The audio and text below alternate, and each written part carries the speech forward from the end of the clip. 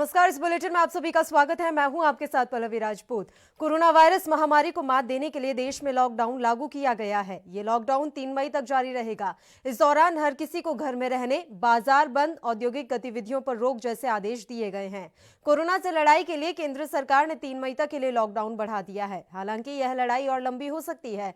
सरकार के सामने देश को कोरोना संकट से निकालने की चुनौती है, तो उसे आर्थिक मोर्चे पर भी जूझना पड़ रहा है। देश की आर्थिक गतिविधियों पर इसका असर दिखना भी शुरू हो चुका है।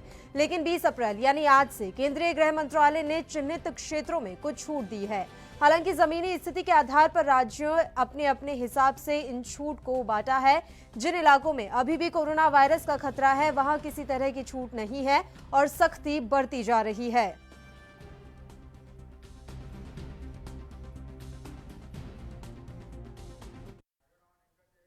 और आइए अब आपको ग्राफिक्स के जरिए समझाते हैं देश के प्रमुख राज्यों की स्थिति के बारे में कि वहां पर किन औद्योगिक क्षेत्रों को छूट दी गई है, क्या क्या छूट लॉकडाउन में दी गई है। ग्राफिक्स के जरिए आपको समझाने की कोशिश करते हैं। सबसे पहले बात कर लेते हैं केरल की। 20 से 24 अप्रैल के बीच ऑड इवन के तहत वाहनों की आवाजाही को छूट मिली है केरल में। केरल की यहां हम आप बात कर रहे हैं कि यहां क्या कुछ छूट मिली है लॉकडाउन के तहत। और इसके अलावा 50 से 60 किलोमीटर दूरी तक यहां बसें भी चलेंगी। केरल की हम लगातार बात कर रहे हैं कि केरल को क्या कुछ छूट मिली है लॉकडाउन के तहत। तो होटल रेस्टोरेंट शाम 7 बजे तक खुले रहेंगे। वहीं बताया जा रहा है कि 8 बजे तक होम डिलीवरी की भी सुविधा केरल में रहेगी। इसके अलावा खाद्य पदार्थ फैक्ट्री, मत्स्य पालन और मुर्गी पालन केंद्र खुले रहेंगे। हम ग्राफिक्स के जरिए आपको समझाने की कोशिश कर रहे हैं। महाराष्ट्र की बात करें तो ग्रीन ऑरेंज जोन में कामकाज होगा। कामगारों को आवास मुहैया कराएंगे उद्योग। हालांकि लंबी दूरी की इजाजत नहीं दी गई है। वहीं उद्योगों को अनाज की आपूर्ति की जाएगी, साथ ही कच्चा माल भी उपलब्ध करवाया जाएगा। इसके अलावा उद्योगों को उत्पादन की अनुमति भी है। राजस्थान की हम बात कर लें तो यहां हर सामान की ढुलाई की अनुमति दी गई है।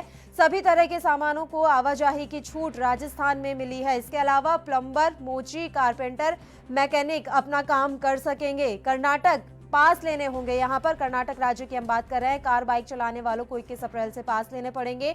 हॉटस्पॉट छोड़कर पूरे राज्य में हर तरह के निर्माण कार्यों को अनुमति मिल गई है। तेलंगाना में लॉकडाउन 7 मई तक के लिए बढ़ा दिया गया है। राज्य में 7 मई तक के लिए लॉकडाउन बढ़ाया गया। इसके अलावा राज्य में कोई छूट नहीं दी गई है। 7 मई तक के लिए तेलंगाना में लॉकडाउन बढ़ा दिया गया है। बात पंजाब की करें तो पंजाब सरकार ने लॉकडाउन में छूट का निर्णय रविवार रात को वापस ले लिया था।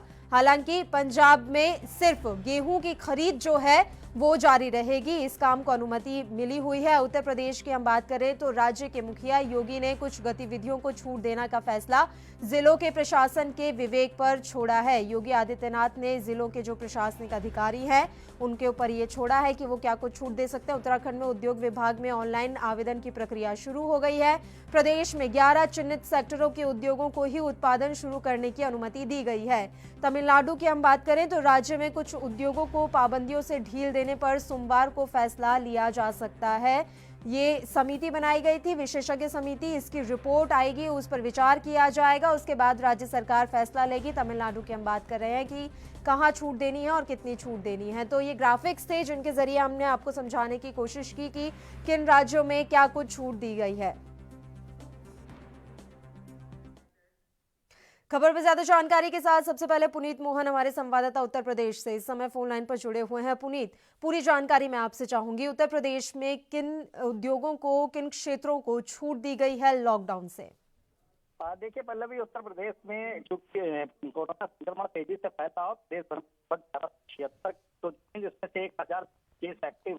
ऐसे कई जिले ऐसे थे जहां पर छूट दी जानी थी, लेकिन जहां पर केसेस ज्यादा आए हैं, जैसे कि हम लखनऊ की बात कर लें, आगरा की बात कर लें, नोएडा की बात कर लें, यहाँ पर सरकारी दफ्तरों को एहतियातन के तौर पर डीएम ने बंद कर दिया। इसके अलावा जो भी डीएम के अधीन से बाहर सरकारी विभाग हैं वो ओपन है। जैसे लखनऊ में सचिवालय प्रशासन के दफ्तर ओपन है और इसके साथ ही औद्योगिक विकास को छूट दी गई है। कृषि उत्पादन से रिलेटेड जो प्रोडक्ट्स हैं उनको छूट दी गई है। गेहूं की फसल काटने के लिए मशीनें खेतों में जानी है और जो सब्जियां किसानों के खेतों में उग चुकी हैं उनके घर पे रखी हैं, जिनमें अगर जल्दी ही उनको मार्केट तक ना पहुंचाया गया तो वो सड़ भी सकती हैं। ऐसे में जो भी सब्जियों से लदी, राशन से लदी गाड़ियां होंगी उनको सीधे तौर पे कहा गया है कि उनको आवागमन में किसी तरह की कोई दिक्कत ना हो। इसके अलावा जो भी इलेक्ट्रीशियन है स्वयं का वर्क करते हैं या आईटी सेक्टर से जुड़े लोग हैं जो खुद का वर्क करते हैं, वो मूवमेंट कर सकते हैं। हालांकि इलेक्ट्रीशियन वगैरह को छूट है और सीधे तौर पे जो बड़े औद्योगिक विकास हैं और शुगर मिल्स हैं, इनको चलाने की परमिशन दी गई है। इसके साथ ही सरकार एक योजना ऐसी ला रही है कि जो भी पलायन करके अपने गांवों में आए हैं, उनका मनरेगा और नरेगा के तहत रजिस्ट्रेशन हो और अब उनको रोजगार उनके गांवों में ही अवेलेबल कराया जा सके। जी पुनीत, ये भी बताया जा रहा है कि जिला के जो प्रशासनिक अधिकारी हैं उनके ऊपर भी ये बात छोड़ी गई है कि वो अपने एरिया में क्या कुछ शुरू करना चाहते हैं, कौन सी सुविधा शुरू करना चाहते हैं। देखिए, उत्तर प्रदेश में आज लगभग सरकारी ऑफिस कई जिलों में खुले हुए हैं।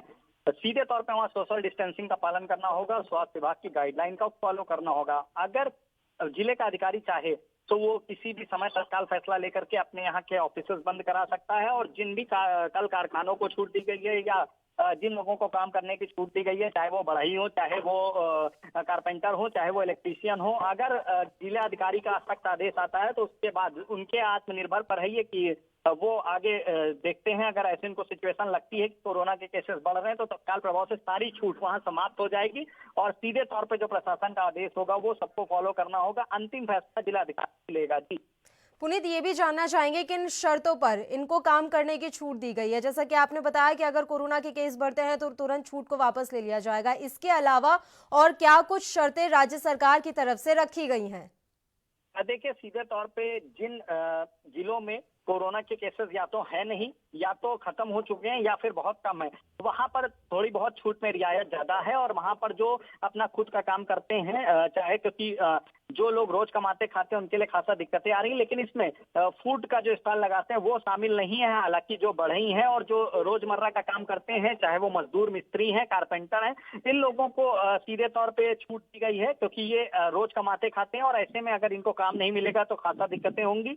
लेकिन विशेष तौर पे इनको जो स्वास्थ्य विभाग की गाइडलाइन है, मास्क लगाना ही होगा, उत्तर प्रदेश में अनिवार्य है, हाथ अपना बार बार धोना होगा, सैनिटाइज करना होगा और किसी के घर भी जाने से पहले सीधे तौर पे इनको एक प्रॉपर वे में अपने हाथ पाथ धो करके, साफ करके, सैनिटाइजर लगा कर जाना होगा। अगर कहीं भी कोई ऐसी शिकायत आती है कि कोई भी कंप्लेन करता है, अगर कि जो भी व्यक्ति कार्य कर रहा है वो स्वास्थ्य विभाग की गाइडलाइन को फॉलो नहीं कर रहा है या वो मुंह नहीं ढके है, और पान मसाला पूरी तरीके से यूपी में बैन है, इसलिए पान मसाला अगर खाता हुआ कोई भी देखा जाएगा तो उसके ऊपर कार्रवाई होगी।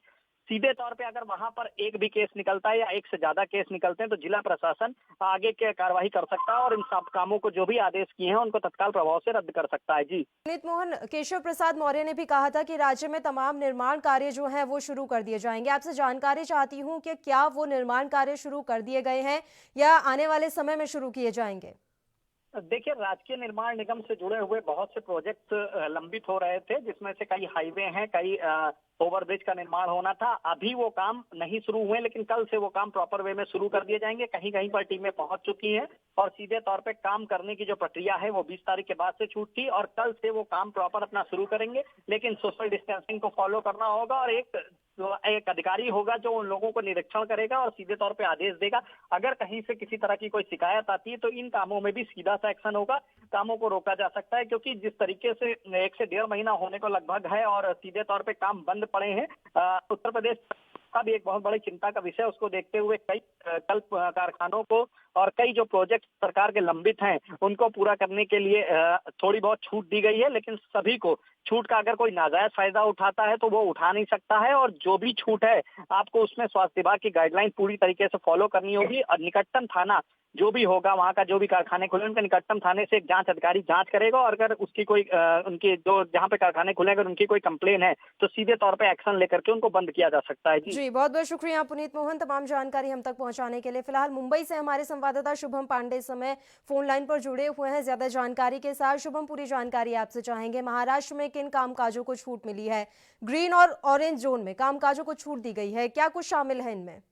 देखिए पल्लवी जी, गृह मंत्रालय की तरफ से जो गाइडलाइंस जारी हुई थी कि किन किन चीजों को जो है पूरे देश भर में लागू हो, तो जाहिर तौर पे महाराष्ट्र में भी उन्हीं चीजों को आज उसकी शुरुआत की गई थी। सबसे पहले आईटी सेक्टर को और जो कॉल सेंटर थे, प्राइवेट कॉल सेंटर, सरकारी कॉल सेंटर माफ कीजिएगा, उन सभी को आज मुंबई में चालू किया गया। उसके बाद सरकारी दफ्तरों में जो काम करने वाले सरकारी जो अफसर है उन्हें आज बुलाया गया था मंत्रालय में। हमने देखा कि आज वहां पर लोग इकट्ठा हुए और इसी के साथ साथ जो अन्य राशन की दुकानें थे वो पहले भी चालू हुआ करते, लेकिन आज भी चालू हुआ। लेकिन रेड जोन की बात करें तो पूरा मुंबई इन दिनों जो है पिछले कई दिनों से रेड जोन के अंतर्गत आ रहा था। हालांकि पुलिस और प्रशासन जो बीएमसी यहाँ की महानगर पालिका है वो उस एरिया को देखते अगर वहां पर अगर हॉटस्पॉट इलाका वो नहीं आता या वहाँ कोरोना का कोई पेशेंट नहीं पाया गया तो ये सब चीजें वहां पर चालू कर दी गई है। और इसी के बाद अगर बात करें तो मुंबई के ऐसे कई इलाके जहां पर रेड जोन पाया गया, लेकिन हालांकि ग्रीन और जो अन्य जोन है वहां पर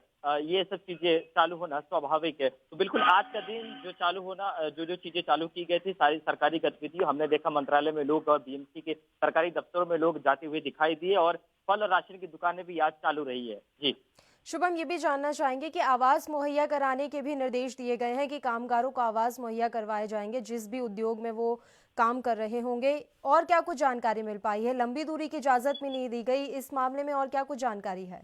देखिए महाराष्ट्र और मुंबई में सबसे ज्यादा पूरे देश भर में कोरोना के पेशेंट पाए गए हैं। इस वजह से लंबी दूरी की इजाजत तो लोगों को नहीं दी जा रही है। लोगों से अपील की जा रही है कि आप घरों में ही रहिए और घर से बाहर न निकलिए। जिस तरह से पालघर की जो समस्या आई है, जब पालघर की जो घटना हुई है उसके बाद से पुलिस प्रशासन और सख्त हो गई है और लोगों को बाहर जो राज्य की सीमाएं हो उसके बाहर जाने की इजाजत बिल्कुल तरीके से नहीं दे रही है। उसके साथ ही अगर बात करें कि जिस तरीके से लगातार यहाँ पर कोरोना के पेशेंट बढ़ते हैं, हाँ एक और बात कह सकते हैं कि मुंबई का जो कोस्टल रोड है उसका निर्माण कार्य बहुत जोरों शोरों में चल रहा है। वहाँ सरकार ने कोई पाबंदी नहीं रखा, उसका निर्माण कार्य शुरू हो चुका है। और जिस तरीके से और कई अन्य इलाकों में जो पुलों का निर्माण कार्य या हम फुटओवर ब्रिजेस की बात करें वो भी आज के दिन से शुरू हो चुकी है। जी और सामानों की आवाजाही के लिए क्या कुछ निर्देश है शुभम? लिए आपको बाकायदा बीएमसी और पुलिस प्रशासन की तरफ से एक पास बनाना होगा जहां पर आपको अपील करनी होगी कि हाँ ये सामान एफएमसीजी यानी फास्टेस्ट मूविंग कंज्यूमर गुड्स के अंतर्गत आता है। इस वजह से आपको एक स्थान से दूसरे स्थान ले जाया जाएगा। तब उसके बाद बीएमसी और पुलिस पूरी जांच के बाद उस गाड़ी और उस ड्राइवर को एक पास अलाउड करेगी, जिसके बाद ही वह एक स्थान से दूसरे स्थान पर सामान ले जाके आ सकते हैं। हालांकि जब से 20 अप्रैल की पहले ही बहुत सारे लोगों ने ई आवेदन पास के लिए अप्लाई किया था, लेकिन बीएमसी और पुलिस प्रशासन लगातार सभी को इन पासेस को नकार रही है। वो कह रही है कि अति आवश्यक न हो, लोग घरों से बाहर न निकले और ऐसे कई सारे लोगों को अभी तक पास नहीं दिया है। ठीक है, बहुत बहुत शुक्रिया शुभम पांडे तमाम जानकारी हम तक पहुंचाने के लिए। तो आपको बता दें कि 20 अप्रैल यानी कि आज से कई राज्यों में कुछ छूट दी गई है। हम ग्राफिक्स भी लगातार आपको दिखा रहे हैं कि किन राज्यों को क्या कुछ छूट मिली है। जैसा कि केरल का ग्राफिक्स चल रहा है कि 20 से 24 अप्रैल के बीच ऑड इवन के तहत वाहनों की आवाजाही की छूट मिली है। 50 से 60 किलोमीटर दूरी तक बसें चलेंगी। होटल रेस्टोरेंट शाम 7 बजे तक खुलेंगे, 8 बजे तक होम डिलीवरी भी हो पाएगी। खाद्य पदार्थ फैक्ट्री, मत्स्य पालन और मुर्गी पालन केंद्र भी खुले रहेंगे। तो इस तरह से अलग अलग राज्यों में छूट दी गई है। हालांकि कुछ राज्य ऐसे भी हैं जहां किसी तरह की कोई छूट नहीं है। उनमें पंजाब शामिल है, दिल्ली शामिल है। यहाँ किसी तरह की कोई छूट नहीं मिली है क्योंकि यहाँ कोरोना वायरस का खतरा जो संक्रमण है वो काफ़ी ज़्यादा है। ऐसे में इन राज्यों ने किसी तरह की कोई छूट लागू नहीं की है। पंजाब सरकार ने पहले विचार किया था कि किसी तरह की कोई छूट दी जाएगी लॉकडाउन में, लेकिन रविवार रात को निर्णय वापस ले लिया गया और अब यहाँ पर सिर्फ गेहूं की खरीद जो है वो जारी रहेगी। इसके अलावा किसी तरह की कोई छूट नहीं है। वहीं दिल्ली में भी किसी तरह की कोई छूट नहीं दी गई है। महाराष्ट्र की हम बात कर लें तो कामगारों को आवास मुहैया करवाएंगे। उद्योग जो है लंबी दूरी की इजाज़त नहीं दी गई है किसी भी कामगारों को कि लंबी दूरी की वो यात्रा नहीं कर सकते हैं। इसके अलावा उद्योगों को अनाज की आपूर्ति होगी और कच्चा माल भी मिलेगा। बात राजस्थान की कर ले तो यहाँ सभी तरह के सामानों की आवाजाही को छूट रहेगी। प्लम्बर, मूची, कारपेंटर, मैकेनिक अपना काम कर सकेंगे। कर्नाटक में पास लेने होंगे। कार, बाइक चलाने के लिए 21 अप्रैल से पास लेने ही पड़ेंगे। अगर आपके पास पास नहीं होगा तो आपको कहीं नहीं जाने दिया जाएगा। मध्य प्रदेश के इंदौर से गणेश तिवारी हमारे संवाददाता ज्यादा जानकारी के साथ इस समय फोन लाइन पर जुड़े हुए हैं। गणेश, पूरी जानकारी हम आपसे चाहेंगे। मध्य प्रदेश में क्या कुछ छूट लॉकडाउन से दी गई है? जी मैं बताना चाहूंगा, मध्य प्रदेश में अभी हाल फिलहाल कई ऐसे जिले हैं जहां कुछ छूटें तो प्रदान की गई हैं। तीन तरह की चीजें बनाई गई हैं। एक ऐसा है कि जो हॉट स्पॉट एरिया हैं, उन हॉट स्पॉट एरिया में किसी तरह की कोई छूट नहीं दी गई है। कुछ ऐसे इलाके जहां पर संक्रमण नाक बराबर था, जैसे मध्य प्रदेश की बात करें, सतना हो गया, रीवा हो गया, ऐसे इलाकों में कृषि को लेकर है, मेडिकल को लेकर है और मनरेगा के तहत जो छोटे छोटे मजदूर वर्ग हैं उनके लिए छूट दी गई है। जी गणेश, इंदौर पूरा रेड जोन में है इस समय, तो वहां पर तो किसी तरह की छूट की कोई गुंजाइश ही नहीं है। जी बिल्कुल, मैं बताना चाहूंगा, अगर मध्य प्रदेश की बात करें तो सबसे अगर बेहद ही जो वो है प्रणाली है और यहाँ पे संक्रमण का जो है, ठीक है, सबसे ज्यादा इंदौर में ही है। उसके चलते अभी इंदौर में किसी तरह से कोई छूट नहीं दी गई है। जो लॉकडाउन के आदेश पहले थे वैसे ही लॉकडाउन के सख्ती से आदेश पालन कराए जा रहे हैं। गणेश, केंद्रीय गृह मंत्रालय की तरफ से ये एडवाइजरी जारी की गई, तमाम जो डिसाइड किया गया है कि किन राज्यों को क्या छूट देनी है और क्या छूट दी जा सकती है। बात अगर मध्य प्रदेश सरकार की तरफ से करें, क्या राज्य सरकार ने अपने विवेक पर भी किसी तरह की कोई उद्योग को छूट दी है ताकि अर्थव्यवस्था को संभाला जा सके? जी, अगर बात करें मध्य प्रदेश की बात करें तो राज्य सरकार की तरफ से जैसे शिवराज सिंह चौहान की तरफ से अभी कुछ ऐसे जिला हैं जहां पर छोटे छोटे उद्योग को छूट दी गई है। जैसे मेडिकल के हो गए, कृषि से रिलेटेड हो गए, ऐसे उद्योगों को छोटे छोटे जगहों पे छूट दी गई है मनरेगा के तहत। अगर हम बड़े उद्योगों की बात करें तो अभी ऐसी किसी तरह की हाल फिलहाल कोई छूट नहीं दी गई है। जी गणेश, जिस तरह के वर्तमान में हालात बने हुए हैं, क्या लगता है कि अर्थव्यवस्था को संभालना एक बड़ी चुनौती होगी, चाहे वो राज्य सरकार हो या केंद्र सरकार हो? जी, निश्चित तौर पे मैं बताना चाहूंगा, जिस हिसाब से अभी पहले 21 दिन का लॉकडाउन किया गया और फिर अभी 19 दिन को और लॉकडाउन हो चुका है, तो निश्चित तौर पे उससे कहीं ना कहीं अर्थव्यवस्था पे असर पड़ना है, चाहे वो छोटे मध्यम के लोग हों या फिर बड़े युवा वर्ग के मध्यम वर्ग के उद्योग हों, सभी प्रभावित है क्योंकि सभी जगह लॉकडाउन है, सारे उद्योग बंद हैं, तो अर्थव्यवस्था पे निश्चित तौर पर कहीं ना कहीं इसका प्रभाव पड़ना है। जी मध्य प्रदेश की अगर हम बात करें गणेश, तो कृषि कार्यों में किन चीजों को छूट दी गई है? फसल के लिए तो पहले ही कह दिया गया था कि तमाम किसान जो है वो अपने खेतों में जा सकते हैं, हालांकि उन्हें सोशल डिस्टेंसिंग का पालन करना होगा, लेकिन वो अपने तमाम कृषि कार्य कर सकते हैं। ये अभी फसल की बिक्री और खरीदी का समय है, तो इनको लेकर क्या कुछ गाइडलाइन? जी, मैं बताना चाहूंगा, जैसे मध्य प्रदेश सबसे ज्यादा कृषि प्रधान शहर है और मुख्यमंत्री भी काफी कृषि को लेकर प्रोत्साहित देते हैं लोगों को, तो उसी के तहत अगर हम कृषि की बात करें मध्य प्रदेश में, तो जो खरीदी और विक्रय का है उसके लिए कई ऐसे अलग अलग खरीदी केंद्र बनाए गए हैं। पहले जो कम खरीदी केंद्र थे उससे ज्यादा कई जगहों पे बनाए गए हैं ताकि सोशल डिस्टेंसिंग का वो रहे और उसके तहत किसी को संक्रमण से वो ना रहे और इजिली लोग उसको खरीदी बेची कर सकें। जी, बहुत बहुत शुक्रिया गणेश तिवारी तमाम जानकारी हम तक पहुंचाने के लिए। फिलहाल राजनीतिक विश्लेषक पीयूष पंत जी इस समय फोन लाइन पर हमारे साथ जुड़े हुए हैं। पीयूष जी, बहुत बहुत स्वागत है आपका एएनबी न्यूज पर।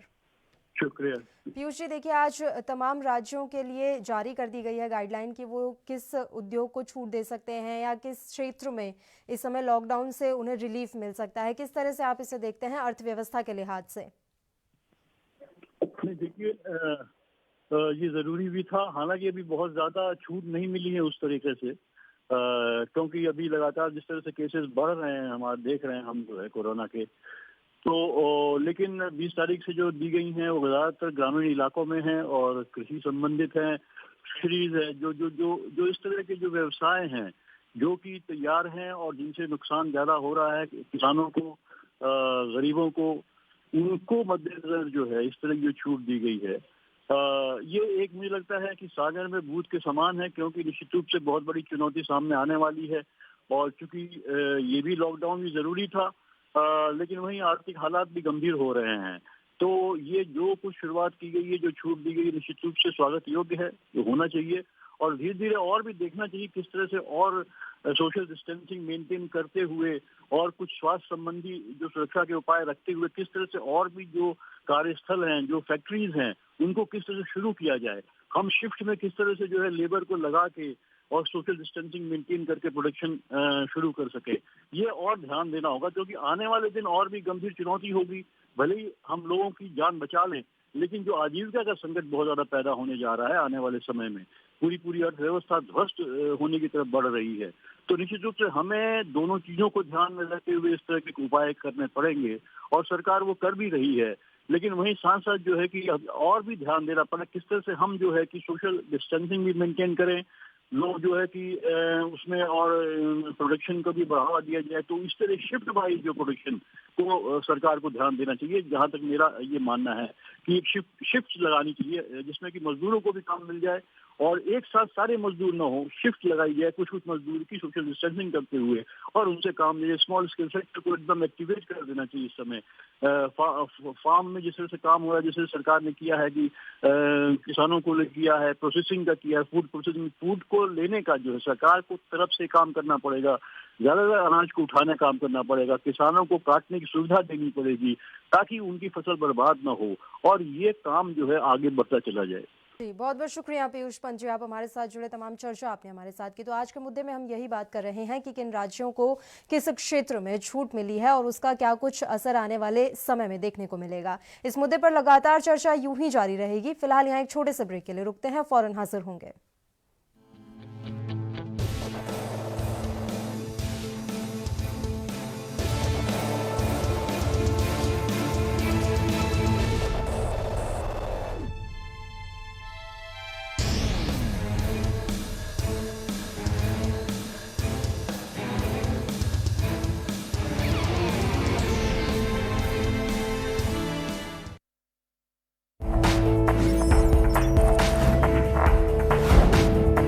कम ब्रेक और ज्यादा खबरों के साथ देखिए ANP news in channel number पर।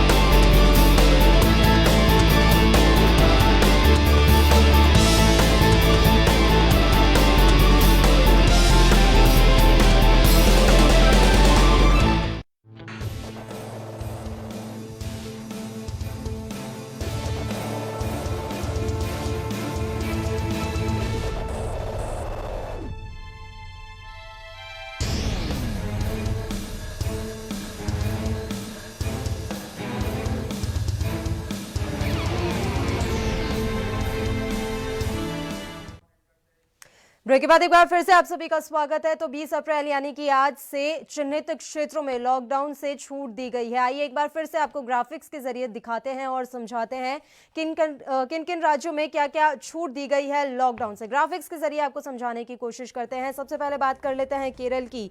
20 से 24 अप्रैल के बीच ऑड इवन के तहत वाहनों की आवाजाही को यहाँ पर छूट मिल गई है। 50 से 60 किलोमीटर दूरी तक बसें चलेंगी। होटल रेस्टोरेंट शाम 7 बजे तक खुलेंगे। केरल की लगातार हम बात कर रहे हैं कि केरल में क्या कुछ छूट दी गई है। इसके अलावा खाद्य पदार्थ फैक्ट्री, मत्स्य पालन और मुर्गी पालन केंद्र यहां पर खुले रहेंगे। आज से ये छूट दे दी गई है। केरल की यहां हम बात कर रहे हैं। अब बात कर लेते हैं महाराष्ट्र की। ग्रीन ऑरेंज जोन में ही कामकाज होगा। महाराष्ट्र में सिर्फ ग्रीन और ऑरेंज जोन में ही कामकाज होगा। रेड जोन में किसी तरह को कोई कामकाज की छूट नहीं मिली है। यहाँ कामगारों को मुहैया आवास कराएंगे उद्योग। लंबी दूरी की इजाजत नहीं दी गई है। उद्योगों को अनाज की आपूर्ति होगी और कच्चा माल भी मिलेगा। उद्योगों को उत्पादन की अनुमति। राजस्थान की हम बात कर रहे हैं। हर सामान की ढुलाई को यहाँ छूट मिल गई है। सभी तरह के सामानों की आवाजाही को छूट रहेगी। प्लम्बर, मोची, कारपेंटर, मैकेनिक काम कर सकेंगे। कर्नाटक में पास लेना अनिवार्य है। कार, बाइक चलाने के लिए 21 अप्रैल से पास लेना अनिवार्य है। हॉटस्पॉट छोड़कर पूरे राज्य में हर तरह का निर्माण होगा, यानी कि जो इलाके हॉटस्पॉट माने जा रहे हैं वहां किसी तरह का कोई काम नहीं होगा। इसके अलावा पूरे राज्य में तमाम निर्माण कार्य शुरू कर दिए जाएंगे। तेलंगाना में 7 मई तक के लिए लॉकडाउन बढ़ा दिया गया है। इसके अलावा राज्य में कोई छूट नहीं दी गई है। पंजाब सरकार ने फैसला वापस ले लिया। छूट का निर्णय रविवार रात को वापस ले लिया गया है पंजाब सरकार की तरफ से। राज्य में सिर्फ गेहूं की खरीद जारी रहेगी। उत्तर प्रदेश की हम बात कर लेते हैं। यहाँ राज्य के मुखिया योगी ने कुछ गतिविधियों को छूट देने का फैसला जिलों के प्रशासन के विवेक पर छोड़ा है। जिला प्रशासन को परिस्थितियों को देखते हुए निर्णय लेने के लिए कहा गया है। उत्तराखंड में उद्योग विभाग में ऑनलाइन आवेदन की प्रक्रिया शुरू हो चुकी है। प्रदेश में 11 चिन्हित सेक्टरों के उद्योगों को ही उत्पादन शुरू करने की अनुमति दी गई है।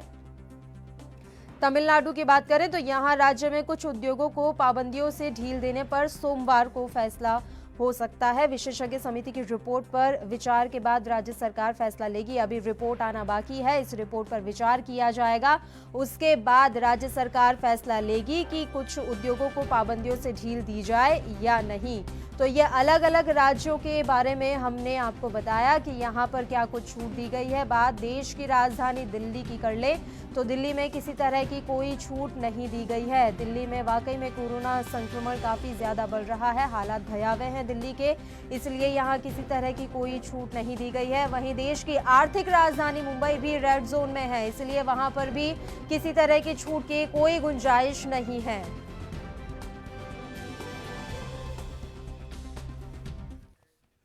मार्केट एक्सपर्ट ए के मिश्रा जी इस समय फोन लाइन पर हमारे साथ जुड़े हुए हैं इस मसले पर चर्चा करने के लिए। ए के मिश्रा जी, मैं आपसे समझना चाहूंगी सर, कुछ क्षेत्रों में छूट दी गई है लॉकडाउन से, उन क्षेत्रों में अब काम किया जा सकेगा, अर्थव्यवस्था के लिहाज से कितना इम्पोर्टेंट है ये डिसीजन?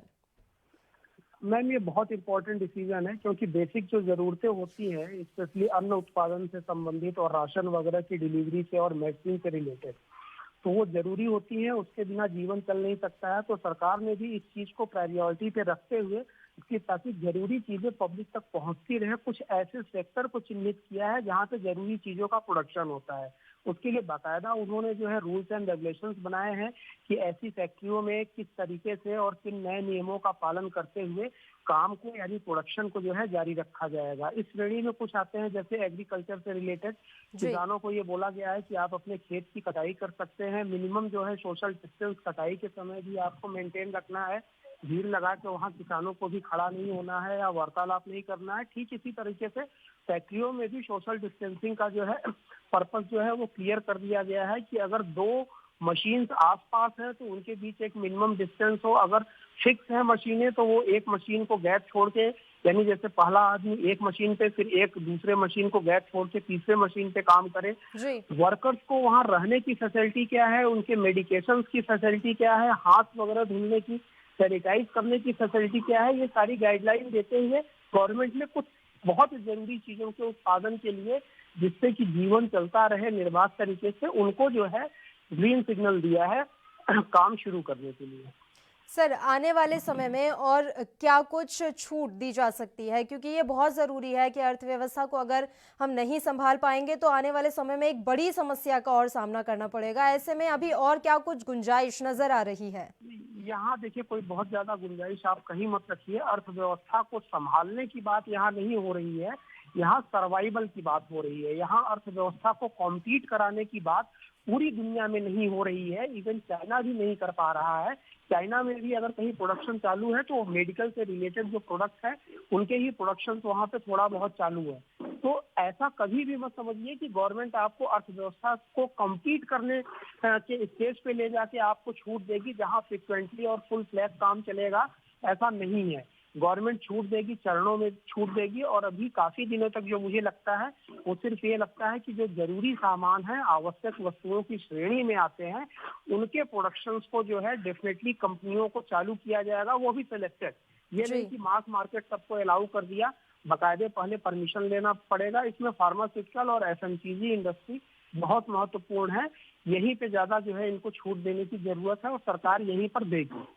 सर, ये भी मैं आपसे समझना चाहूंगी कि जो मजदूर है, प्रवासी मजदूर है या जहां रह गए हैं, इन मजदूरों के लिए क्या कुछ किया जा सकता है, क्योंकि इनके सामने एक रोजगार बड़ी समस्या है। ऐसे में किस तरह से इस समस्या से निपटा जाए? मैम देखिए, अभी तो आप बेरोजगारी को घटाने वाली बात मत करिए। नहीं, बेरोजगारी हटाने वाली बात नहीं है सर, उनको वही चीज समझ में आती है कि हमारे पास रोजी रोटी नहीं है। आप तमाम मजदूरों को देख लीजिए, उनकी बातें सुन लीजिए, उनको रह रहकर यही डर सता रहा है कि हम क्या करेंगे। नहीं, मजदूरों की प्रॉब्लम रोजी रोटी नहीं है। मजदूरों की प्रॉब्लम ये है कि उनको जो जरूरी चीजें हैं, जैसे खाने पीने की चीजें हैं, क्योंकि वो डेली बेसिस पे होते थे, रोज कमाते थे, रोज चीजों को खरीदते थे, तो जो फूड मटेरियल की शॉर्टेज हो रही है, ये सबसे बड़ी समस्या है। अगर कोई मजदूर कहीं फंस गया है तो सरकार को और एनजीओ को और हर आदमी को, एक साधारण आदमी को भी इस वक्त ये करना चाहिए कि जिनके पास भोजन और जरूरी चीजें नहीं है वो उपलब्ध करवाया जाए। बहुत पहले डिबेट में मैंने ये बोला था कि जब भी पेंडेमिक या इस तरह का महामारी आती है तो ये मल्टीटास्किंग का काम होता है, जहाँ पे केवल हेल्थ सेक्टर को ही काम नहीं करना पड़ता है, डिस्ट्रीब्यूशन और सप्लाई एक बहुत बड़ा चैलेंज बन जाता है जी। तो सरकारों को और सबको ये करना चाहिए कि अगर कोई कहीं फंस गया है तो उनको जो है एटलीस्ट इतना मिनिमम हो कि खाने पीने की चीजें वो डेली उनको मिलती रहे, यही सबसे बड़ी चुनौती है, यही सारे फंसे हुए मजदूरों की मांग है। कोई भी आदमी इस वक्त लग्जरी लाइफ स्टाइल को मेंटेन करने के लिए मांग नहीं कर रहा है, सिर्फ जरूरी जिससे कि जिंदगी को निर्वहित किया जा सके, उन्हीं चीजों की यहाँ पे बात हो रही है। ठीक है, बहुत बहुत शुक्रिया आई के मिश्रा जी तमाम चर्चा के लिए। फिलहाल अनिल श्रीवास्तव जी इस समय फोन लाइन पर हमारे साथ मौजूद है, वरिष्ठ पत्रकार हैं अनिल जी। सर, आज कई क्षेत्रों को छूट दी गई है लॉकडाउन से, किस तरह से आप इसे देखते हैं? बड़ी बात तो ये है कि आज हिंदुस्तान का जो ग्राफ है कोरोना का, वो बिल्कुल नीचे है, और नीचे इसलिए है कि कंप्लीटली लॉकडाउन किया गया था। अगर हम इतने जल्दी लॉकडाउन में छूट दे देंगे और लोगों को बाहर निकलने का अवसर दे देंगे तो हम सिर्फ कोई चाइना बन जाएंगे। चाइना में देखिए आप, इतना बड़ा स्कैंडल हुआ कि पूरी दुनिया आज उससे प्रभावित है, और उन्होंने पूरी तरीके से उस पर कंट्रोल पाया भी नहीं था कि वुहान का मार्केट फिर खुल गया और दीगर फैसिलिटीज फिर आदमियों को मुहैया कराने लगी, लॉकडाउन हटा दिया गया। इसका परिणाम ये हुआ कि वहां पर कोरोना वायरस दोबारा रिपीट हो गया, दोबारा रिटर्न हो गया, तो आज उसकी स्थिति फिर बहुत ज्यादा खराब हो गई। हमारे यहाँ पर भी वही स्थिति है कि हमारे यहाँ क्योंकि कंप्लीट लॉकडाउन था, इसलिए आज हमारी स्थिति अन्य देशों से, बड़े बड़े देशों से, विकसित देशों से बहुत कम है, बहुत नीचे हैं हम। और ये केवल इसीलिए है कि कंप्लीटली लॉकडाउन था, और अगर हमने इसके साथ थोड़ा भी समझौता किया तो निश्चित ही ये कोरोना वायरस हमारे लिए एक मुसीबत का सबब बन जाएगा। रही बात आवश्यक वस्तुओं की, और जो लोग बेचारे जिनको नहीं मिल पा रहा खाने को, जो भूखे मर रहे हैं, उनके लिए शासन को कोई दूसरी ऐसी वैकल्पिक व्यवस्था करनी चाहिए कि उन तक दाना पानी खाना पहुंचाया जा सके, बनस्पत इसके के लॉकडाउन के साथ समझौता करनी। जी, बहुत बहुत शुक्रिया अनिल जी तमाम चर्चा के लिए आप हमारे साथ जुड़े। तो आपको बता दें कि कई क्षेत्रों को छूट दी गई है लॉकडाउन से, और तमाम तरह की इस पर प्रतिक्रियाएं भी आ रही हैं। जैसा कि अनिल जी हमारे साथ जुड़े थे, उनका ये मानना है कि इतनी जल्दी छूट नहीं दी जानी चाहिए थी, क्योंकि इससे कोरोना संक्रमण का खतरा बढ़ सकता है। लेकिन सरकार की भी अपनी एक मजबूरी है, और वहीं लोगों को भी राहत मिलनी चाहिए, ऐसा सरकार का भी मानना है। इस वजह से कुछ क्षेत्रों को छूट दी गई है लॉकडाउन से। उम्मीद करते हैं कि आने वाले समय में ये छूट एक अच्छा संकेत लेकर आए। और इसी के साथ इस बुलेटिन में फिलहाल के लिए इतना ही। मुझे दीजिए इजाजत। देश प्रदेश की तमाम ताज़ा खबरों के लिए आप बने रहिए हमारे साथ। नमस्कार।